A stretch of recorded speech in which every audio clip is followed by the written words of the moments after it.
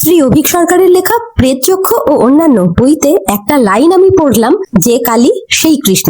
আর research করে জানতে পারলাম এই কথাটার পেছনে লুকিয়ে আছে এক অদ্ভুত সত্যি। আমরা সবাই বিষ্ণুর 10 অবতারের কথা শুনেছি, মৎস্য, কূর্ম, বরাহ, নৃসিংহ, বামন, পরশুরাম, রাম, কৃষ্ণ, বুদ্ধ আর কল্কি। কিন্তু গুজ্জাতি গুচ্ছতন্ত্র বলছে এই 10 অবতার আসলে অন্য কারো থেকে জন্ম নিয়েছেন, আর সেই উৎস হলেন দশমহাবিদ্যা। যেমন বিষ্ণুর প্রথম অবতার মৎস্য জন্ম নিয়েছেন দেবী ধূমাবতীর থেকে, তেমনি দেবী বগলামুখীর থেকে জন্ম নিয়েছেন দ্বিতীয় অবতার কূর্ম।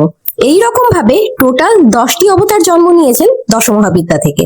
তোমার সুবিধার জন্য লিস্টটা আমি প্রথম কমেন্টে দিয়ে দিয়েছি, একটু চেক করে নিও প্লিজ। আর এই কানেকশনের সবচেয়ে বড় প্রমাণ হচ্ছে কৃষ্ণ এবং কালীর জন্মতিথি একই, শ্রাবণ মাসের কৃষ্ণপক্ষের অষ্টমী।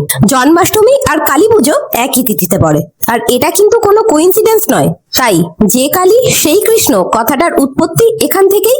আর অভিক বাবুকে প্রচুর থ্যাঙ্কস এই অদ্ভুত অজানা তথ্যটা আমার সামনে তুলে ধরার জন্য। Thank you.